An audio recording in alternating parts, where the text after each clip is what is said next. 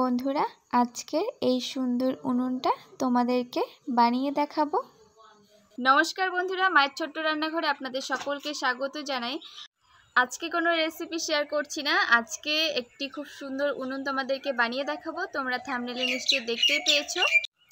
তো বেশি দেরি না করে তো চলো তোমরা দেখে নাও উনুনটা আমি কিভাবে তৈরি করেছি। আর হ্যাঁ, অবশ্যই ভিডিওটিতে একটি লাইক দিয়ে ভিডিওটা শেষ পর্যন্ত দেখতে থাকো। আর অবশ্যই কিন্তু ভিডিওটা তোমাদের কাছে কেমন লাগলো, উনুনটা কেমন লাগলো অবশ্যই কমেন্ট করে জানাবে।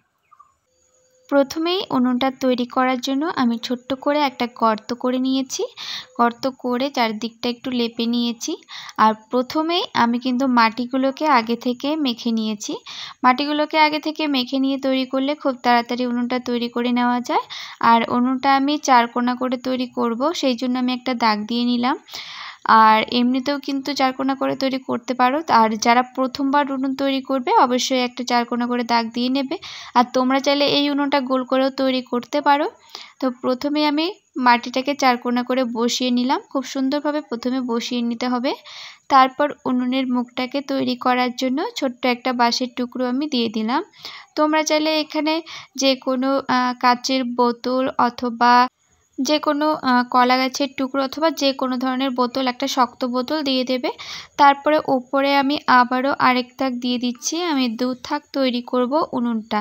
আর তোমরা চাইলে আরও বেশিও দিতে পারো, 3 থাকও দিতে পারো। তবে এই উনুনটা 2 থাক করলে কিন্তু বেশ সুন্দর লাগে দেখতে। তো আরেকটা থাক দিয়ে দিচ্ছি। আর তোমরা ভেতরটাকে গোল করার জন্য যে কোনো একটা ধরনের গোল কিছু পাত্র বসিয়ে দেবে, বালতি অথবা যে কোনো কিছু। আর আমি আগে যখন উনুন তৈরি করতাম আমি মাঝখানে একটা কলা গাছ কেটে বসিয়ে দিতাম। আর এখন যেহেতু আমাদের এখানে অনেক দূর থেকে কলা গাছ কেটে নিয়ে আসতে হয়, সেই জন্য আমি এখন কোনো কিছু বসাচ্ছি না, এভাবে আমি রেখে দেব। তারপরের দিন আমি খুন্তি দিয়ে ভেতরটাকে গোল করে কেটে নেব। তো আমি পরের দিন চলে এলাম, উনুনের মুখটাতে যে বাঁশের টুকরোটা দিয়েছিলাম সেটা বের করে নিলাম। আর এবার আমি চারদিকটাকে সমান করে কেটে নেব, যেই দিকগুলো একটু উঁচু নিচু আছে। তো প্রথমে ভালো করে কেটে নিতে হবে, তারপর আমি উনুনের ভেতরে গোলটা করে নেব। তো এবার আমি উনুনের ভেতরের গোলটা করে নিচ্ছি। আমি একটা খুন্তি দিয়ে ভালো করে সুন্দর করে গোল করে নিচ্ছি। আর তোমাদেরকে কেন বলেছি যে ভেতরে একটা কিছু বসিয়ে দিতে, কিছু একটা বালতি গোল ধরনের কিছু বসিয়ে দিলে, যদি বালতি মনে করো বসিয়ে দাও, তাহলে বালতিটা তুলে নিলে বেশ সুন্দর ভেতরটা গোল হয়ে গেল আর কাটার ঝামেলা থাকে না। তো আমি ভালো করে কেটে নিয়ে মাটিগুলোকে উঠিয়ে নিয়েছি ভেতরের। আর বাইরের নিচের যে থাকটা আছে এবার আমি মাটিগুলোকে সুন্দর করে সমান করে কেটে নিচ্ছি।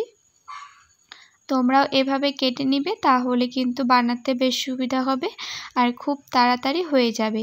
উঁচু নিচু জায়গাগুলো কেটে নিলে তারপর একটু মাটি দিয়ে লেপে নিলে কিন্তু বেশ সুন্দর সমান হয়ে যায় আর খুব তাড়াতাড়ি উনুনটা তৈরি হয়ে যায়। এরকম উনুন তৈরি করতে কিন্তু বেশি সময় লাগে না, 2 দিনের মধ্যেই কিন্তু এই উনুনটাকে আমি তৈরি করে নিয়েছি। আর এখন কিন্তু প্রচণ্ড রোদের তাপ, উনুন শুকাতে বেশি একটা টাইম লাগে না।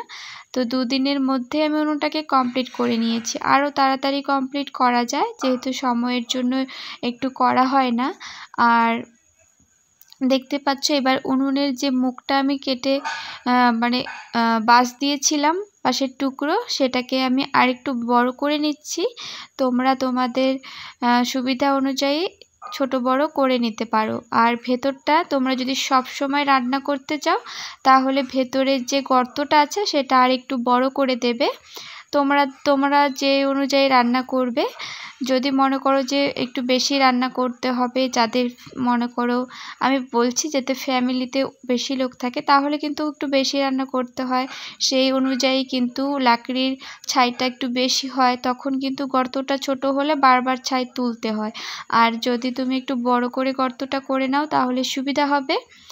তো আমি ছোট্ট করে গর্ত করেছি, তোমরা একটু বড় করে গর্তটা করে নেবে ভেতরের।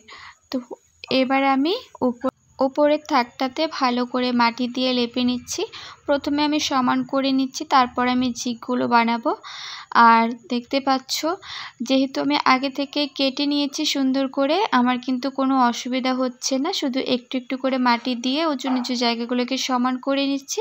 আর কতটা সুন্দর হয়ে যাচ্ছে, কত তাড়াতাড়িও কিন্তু উনুনটা তৈরি করে নিচ্ছি, তোমরা দেখতেই পাচ্ছ।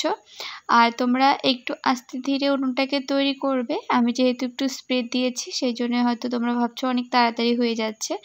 তো সাইডগুলোকেও ঠিক একইভাবে কিন্তু একটু একটু করে মাটি দিয়ে লেপে নিলে কিন্তু দেখতে পাচ্ছ বেশ সুন্দর হয়ে যাচ্ছে। আর একদম সমান করে যদি প্রথমে কেটে নেওয়া যায় কোনো কিন্তু অসুবিধা হয় না। একটু একটু করে তোমরা মাটিগুলোকে দেবে আর ভালো করে লেপে নেবে। আর এবার আমি তোমাদেরকে একটা দেখিয়ে দিচ্ছি যে কিভাবে ঝিকগুলো বানাচ্ছি। আমি একটু লম্বা করে ঝিকগুলো তৈরি করেছি আর প্রথমে এভাবে দিয়ে হাত দিয়ে এরকম একটু চোখা করে দিচ্ছি। তো ঠিক একই রকমভাবেই কিন্তু আমি সবগুলো বানিয়ে নেব। তোমাদেরকে আমি একটা বানিয়ে দেখালাম। তো দেখতে পাচ্ছ আমি কিন্তু 4টে ঝিকি বানিয়ে নিয়েছি, তোমাদেরকে আমি একটাই দেখালাম কারণ ভিডিওটা অনেকটা বড় হয়ে যাবে। তো এবার আমি সাইডগুলো পেছনের দিকটাকে ঠিক করে নিচ্ছি। আর এভাবেই কিন্তু খুব তাড়াতাড়িভাবে তোমরা এই এত সুন্দর উনুনটাকে তৈরি করে নিতে পারবে। আর এই উনুনগুলোতে রান্না করতেও কিন্তু বেশ ভালো লাগে। তোমাদের রান্নাঘরে যদি এরকম সুন্দর একটা উনুন থাকে দেখতেও কিন্তু বেশ ভালো লাগে, আর এই উনুনগুলোতে রান্না করতেও বেশ ভালো লাগে। অথবা বাইরেও কিন্তু তোমরা এরকম একটা খোলা আকাশের নিচে সুন্দর একটা উনুন বানিয়ে কিন্তু রান্না করে নিতে পারো। আমি তো তোমরা হয়তো যারা আমার ভিডিও দেখো তোমরা নিশ্চয়ই দেখেছো যে আমি কিন্তু বাইরেই রান্না করি। আর আমার যে রান্নার উনুনটার ভিডিওটা দিয়েছি তোমরা সেটাতে অনেক অনেক ভালোবাসা দিয়েছো। তো দেখতে পাচ্ছ তোমাদের সাথে কথা বলতে বলতে অনেকটাই কিন্তু আমার উনুনটা কমপ্লিট হয়ে গেছে। আমি সাইডগুলোতেও কিন্তু মুছে নিয়েছি, এবার আমি লেপে নেব। তো এবার আমি উনুনটাকে লেপে নিচ্ছি। তো একজন বন্ধু আমাকে কমেন্ট করেছিল, বন্ধু দাদাভাই না দিদিভাই আমি বুঝতে পারছি না, কমেন্ট করেছিল যে উনুন তৈরি করার সাথে সাথেই কি উনুনটাতে রান্না করা যাবে। তো আমি বুঝতে পারিনি, মানে কোনো প্রোফাইল পিকচার দেওয়া ছিল না, তো বুঝতে পারিনি দাদাভাই না দিদিভাই। তো আমি বলছি যে উনুন তৈরি করার সাথে সাথেই উনুনে কি করে রান্না করা যাবে বলো? উনুনটা তো কাঁচা থাকবে আর জলের ভাবটাই তো শুকাবে না বলো? তো সেরকম কাঁচা উনুনে কি রান্না করা যাবে? লাকড়ি যদি না শুকিয়ে রান্না করা যায় সেই লাকড়ি কি জ্বলবে? সেরকম তো উনুনও সেরকমই, তাই না? উনুনটাকে শুকিয়ে নিলে তারপর রান্না করবে, দেখবে উনুনটা খুব সুন্দর জ্বলবে। আর এরকম কাঁচা উনুনে রান্না করলে কিন্তু জ্বলবে না। তো দেখতে পাচ্ছ আমি কিন্তু এক সাইডটা মুছে নিয়েছি, তো আবারও আরেকটা সাইড মুছে নিচ্ছি। আর বন্ধুরা তোমাদেরকে একটা কথা বলছি, এখন যে সময় এখন কিন্তু প্রচণ্ড রৌদ্র থাকে, রোদের যা তাপ, এই উনুনটাকে যদি আমি মানে 2 দিন এভাবে ছেড়ে দিই 2 দিন পরেই কিন্তু একদম শুকিয়ে সাদা ধবধবে হয়ে যাবে, তারপর কিন্তু রান্না করা যাবে। তো দেখতে পাচ্ছ দেখতে দেখতে কিন্তু উনুনটা আমার সম্পূর্ণ কমপ্লিট লেপে নেওয়া হয়ে গেছে। তো তোমাদের কাছে আজকের এই উনুনের ভিডিওটা কেমন লাগলো অবশ্যই কিন্তু আমাকে কমেন্ট করে জানাবে। আর কে কোথা থেকে ভিডিওটা দেখছো অবশ্যই কমেন্ট করে জানাবে। ভালো লাগলে একটি লাইক করে চ্যানেলটাকে সাবস্ক্রাইব করে পাশে থেকো।